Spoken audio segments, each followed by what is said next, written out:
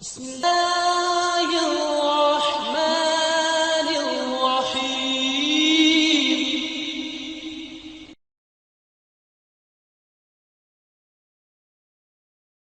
الحمد لله نحمده ونستغفره وما آتاكم الرسول فخذوه وما نهاكم عنه فانتهوا، اور جو رسول کریم صلی اللہ علیہ وسلم تمہیں دیں اسے تھام لو، اور جس سے روکیں اس سے باز آ جاؤ۔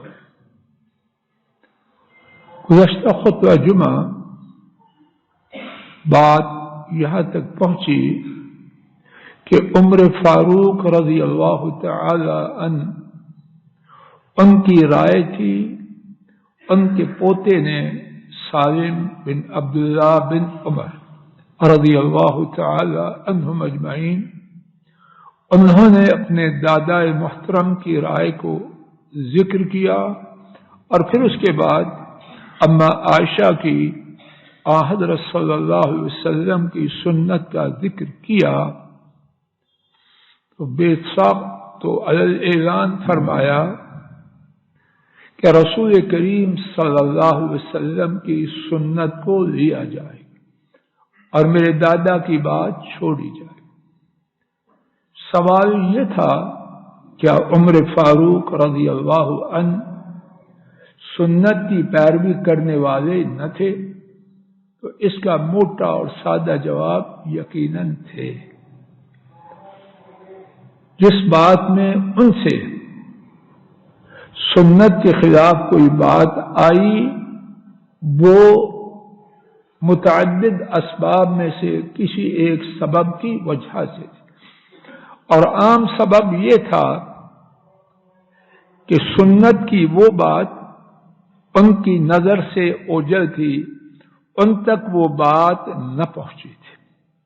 گزشتہ خطبہ جمعہ میں یہ عرض کیا گیا کہ آئندہ خطبہ جمعہ میں سیرت فاروق رضی اللہ تعالی عنہ کے حوالے سے اس بات کو سننے سمجھنے کی اللہ کی توفیق سے کوشش کی جائے گی کہ وہ کس طرح سنت کی آگاہی کے بعد اپنے سابقہ موقف، اپنی سابقہ رغبت کو علی الاعلان چھوڑتے، بغیر کسی تعویل کے، بغیر کسی اگر مگر چونکہ چنانچہ کے۔ آئیے اس سلسلے میں بقدر وقت اللہ کی توفیق سے کچھ واقعات بحوالہ ایک ایک کر کے سنتے ہیں۔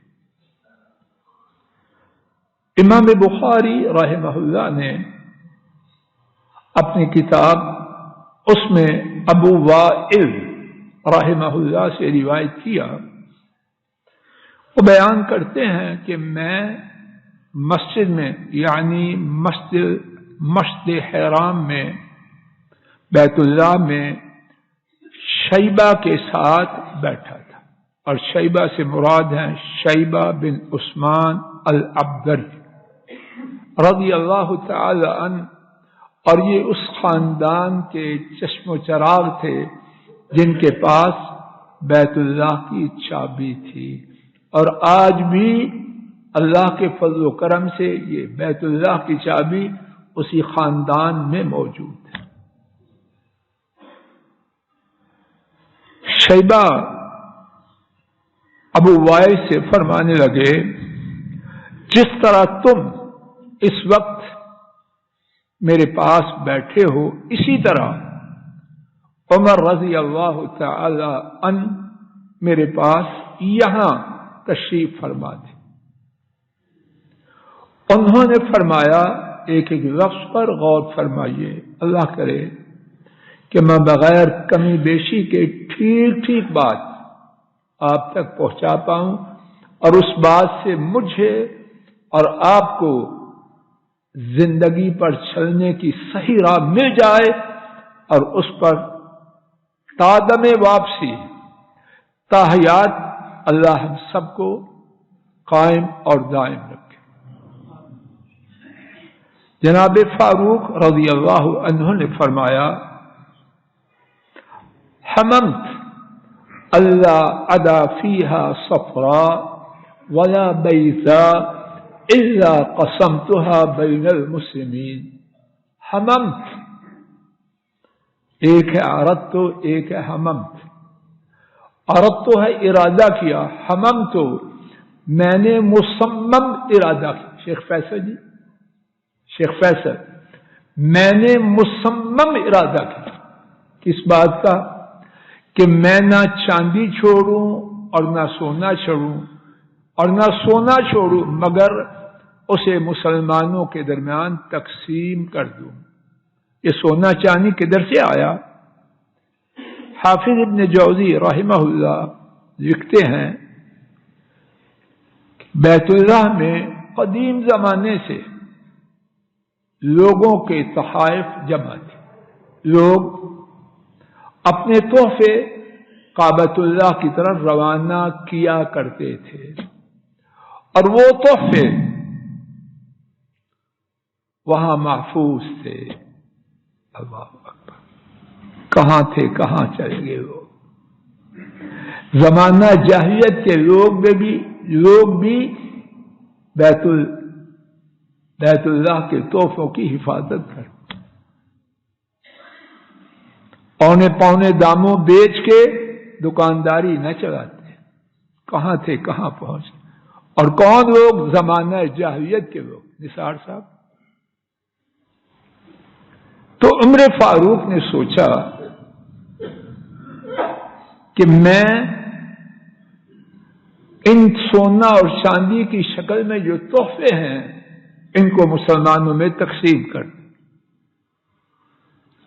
یہ نہیں کہ اپنی بیٹی حفصہ کو دے دوں، یہ نہیں کہ اپنی بیگم عاتقہ کو دے دوں، یہ نہیں کہ اپنے بیٹے عبداللہ کے نام کرو. نام خان صاحب جی کیا کروں؟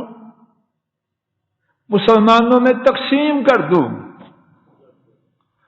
بات واضح ہو رہی ہے. شیبہ عرض کرتے ہیں اللہ اکبر، کیا مبارک زمانہ تھا وہ، اور کیا مبارک لوگ تھے وہ.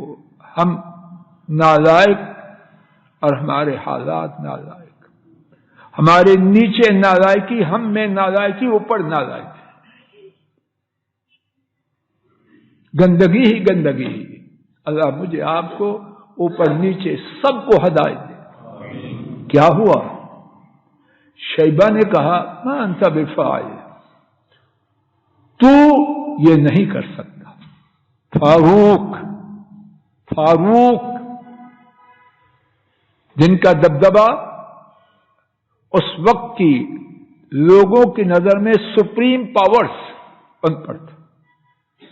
رومی اور ایرانی ان سے ڈرتے تھے.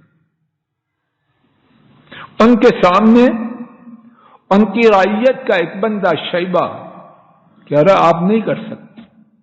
آپ تو اس نے نہ کہا یہ میں اس نے کہا تو یہ نہیں کر سکتا. لفظی ترجمہ یہ ہے، تو یہ نہیں کر سکتا.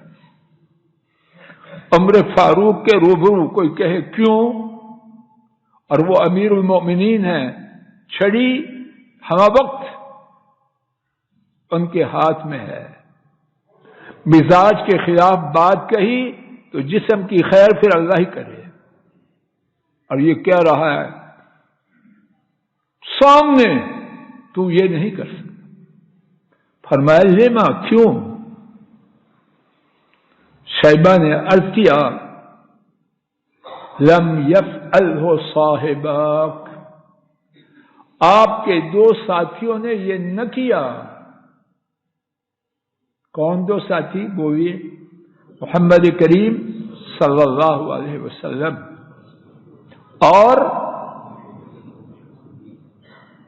سید الصحابہ، سید الامہ جناب صدیق رضی اللہ تعالی عنہ.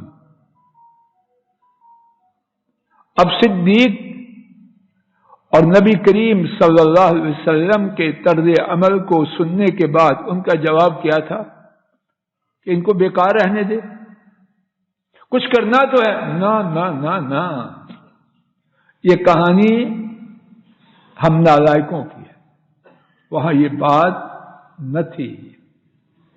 کیا فرمایا نیازی صاحب؟ ساری کائنات کا سونا جمع کیا جائے، اس سے ان کا یہ چھوٹا سا جملہ لکھا جائے تو کیا ہوگا؟ اس فرمان کی قیمت بڑھے گی؟ نہیں، وہ تو بہت بڑا ہے، سونے کے پانی کی قیمت بڑھ جائے گی۔ فرمایا ہم المرآن یقتدی بہما، وہ دو شخصیتیں ہیں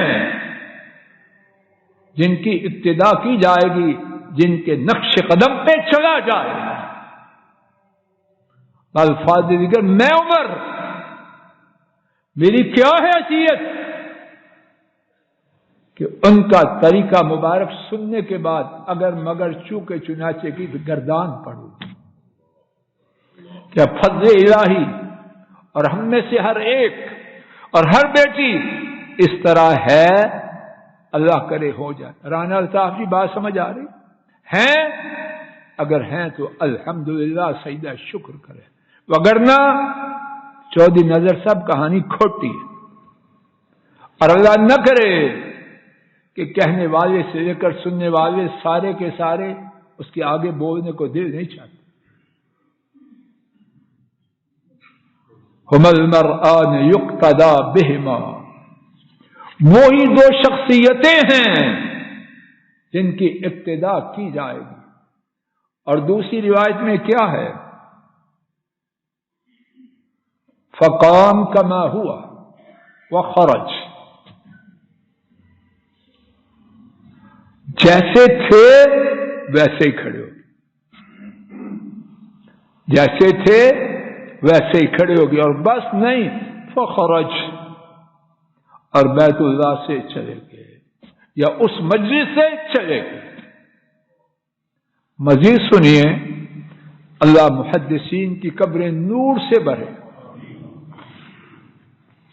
امام ابن بطال نے صحیح بخاری کی بڑی پیاری شرح لکھی ہے، چھپی ہوئی ہے، موجود ہے، وللہ الحمد۔ لکھتے ہیں عمر فاروق رضی اللہ تعالی عنہ نے یہ جرأت نہ تھی۔ ہم بلی سے ڈرنے والے، چوہا سے ڈرنے والے، لیکن محمد کریم صلی اللہ علیہ وسلم کی نافرمانی سے نہ ڈرتے، اور وہ شیروں سے نہ ڈرنے والے نبی کریم صلی اللہ علیہ وسلم کی نافرمانی سے ڈرتے۔ جناب فاروق نے جب یہ بات سنی تو ان میں یہ جرأت نہ ہوئی کہ جناب رسول کریم صلی اللہ علیہ وسلم اور صدیق کی مخالفت کریں رضی اللہ تعالی عنہ، بلکہ انہوں نے کیا فیصلہ کیا؟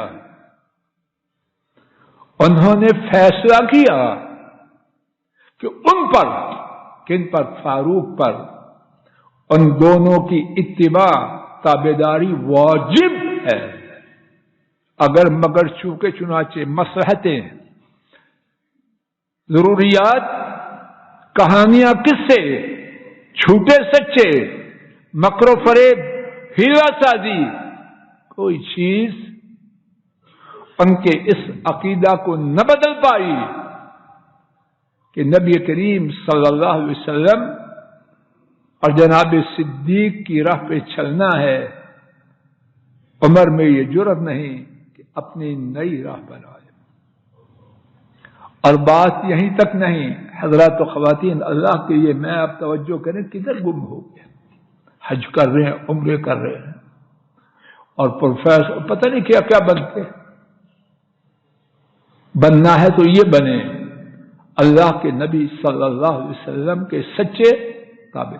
اگر یہ بن گئے تو انشاءاللہ خیر ہی خیر ہے، اگر یہ نہیں بنے نہ نام کام آئیں گے، نہ اونچی ٹوپیاں کام آئیں گی، نہ بنگلے، نہ کاریں، کوئی چیز کسی کام کی۔ امام ابن بطال نے بہت ہی خوبصورت بات اس کے بعد لکھی، اللہ کرے میں واضح کر سکوں اور میں ناکارہ آپ تک پہنچا پاؤں۔ لکھتے ہیں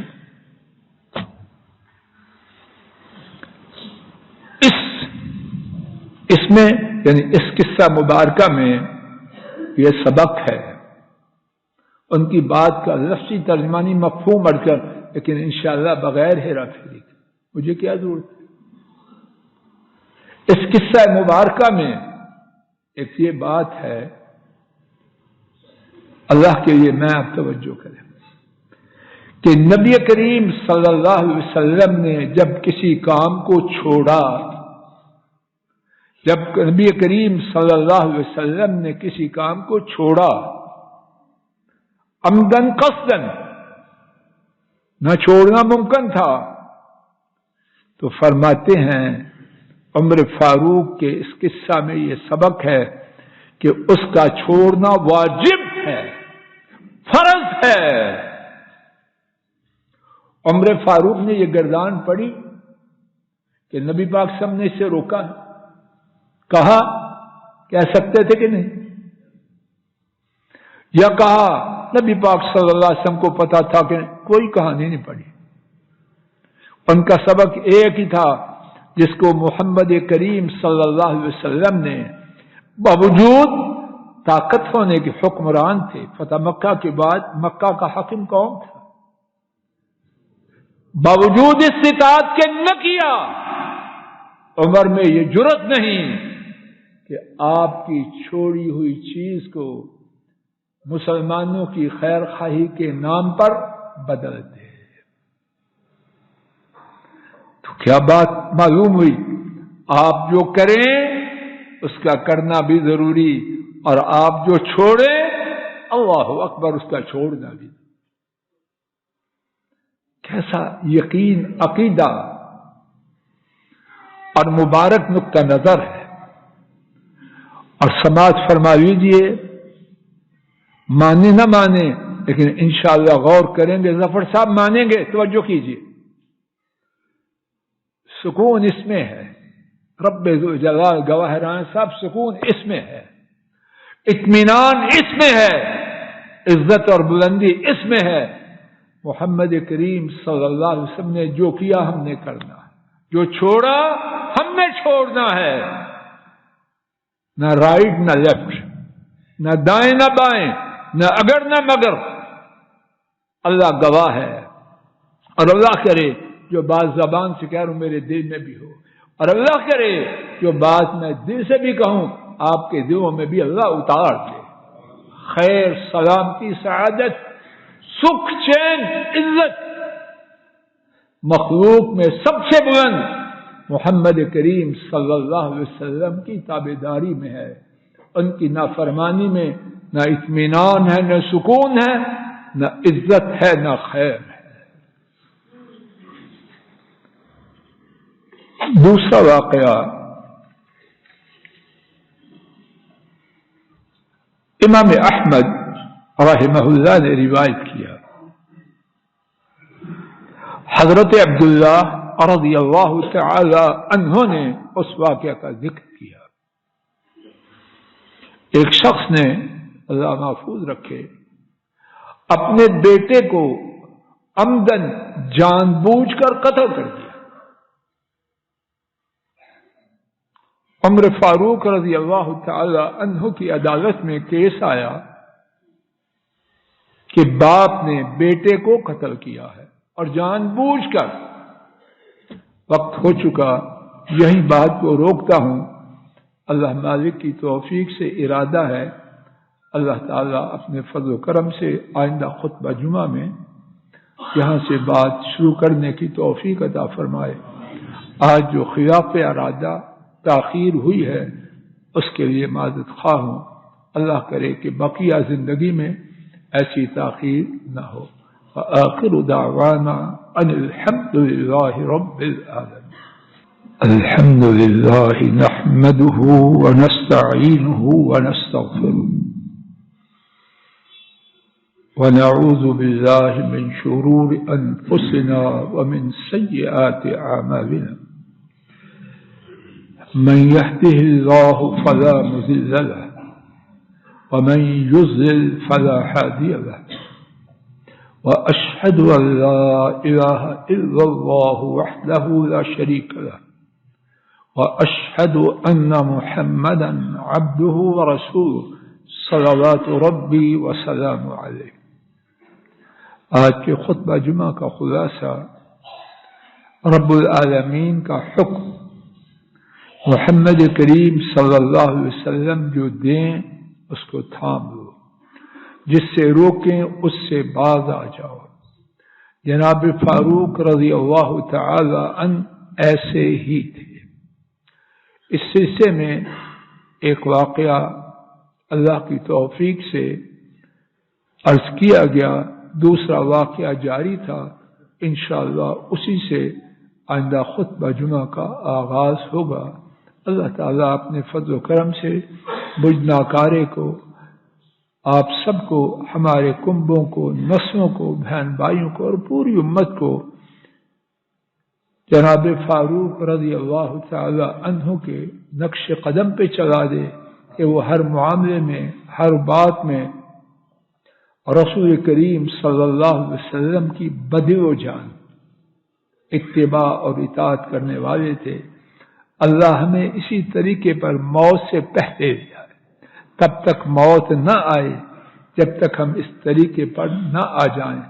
موت آئے اسی طریقے پر، محشر کے دن اٹھائے جائیں اسی عقیدہ اور طریقہ پر، حوض کوثر پر جائیں اسی عقیدہ اور طریقہ کے ساتھ، اور اللہ اپنی رحمت سے جنات الفردوس میں نبی کریم صلی اللہ علیہ وسلم کے پیچھے پیچھے لے جائے، ہمیں بھی ہمارے آباء و اجداد، گھر والوں، کنبوں، بہن بھائیوں اور سب مسلمانوں کو اسی عقیدہ کے ساتھ، السلام علیکم ورحمۃ اللہ۔ یہ ڈاکٹر فضل الہی صاحب کا آفیشیل یوٹیوب چینل ہے، اس کو لائک، سبسکرائب اور شیئر کریں اور بیل آئیکن پریس کریں تاکہ نئے آنے والی ویڈیوز کا نوٹیفیکیشن آپ کو موصول ہو سکے۔ جزاکم اللہ خیر۔